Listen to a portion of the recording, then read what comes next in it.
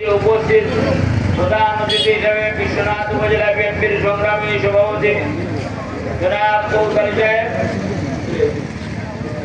পৌর বিএনপির সংগ্রামী সভাপতি হাজি আব্দুল্লাহ, মঞ্চে উপস্থিত বিএনপি যুব দল, ছাত্র দল, কৃষক দল, শ্রমিক দল, স্বেচ্ছাসেবক দল, জাতীয় অঙ্গ সংগঠনের নেতৃবৃন্দ, আমার মুরব্বিয়ান, ব্যবসায়ী ভাইয়েরা, সাংবাদিক ভাইয়েরা, বক্তব্য দীর্ঘায়িত করতে চাই না।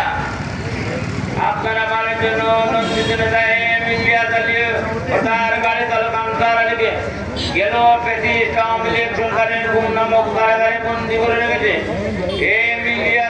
তার গাড়ি চালক আনসার আলী গুমের সংবাদ শুনে বহির্বিশ্বে তার নিজ উপজেলায় আমরা যখন শান্তিপূর্ণ মিছিল নিয়ে গেলাম, দিন দুপুরে গেল আওয়ামী লীগ সরকারের পেট্রো বাহিনী আমার ভাই মনোয়ার সেলিম যাকে হত্যা করলো, অসংখ্য অগণিত মানুষের নামে মামলা করলো, হত্যা 15,000 মানুষের নামে আসামি করলো। তখন বিশ্বনাথ উসমাননগর পুরুষ শূন্য ছিল।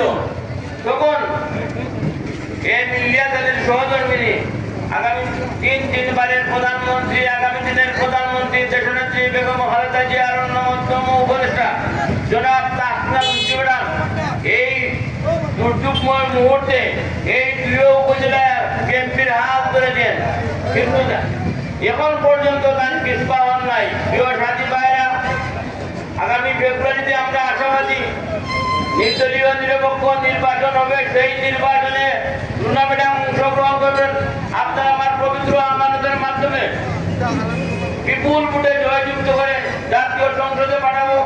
দল ক্ষমতায় আসবে, উনি মন্ত্রী হবে, এটাই আমাদের আশা, এটাই আমাদের প্রত্যাশা। সকলকে অসংখ্য ধন্যবাদ জানিয়ে আমার সংক্ষিপ্ত বক্তব্য এখানে শেষ করলাম। শহীদ অমরক দেশের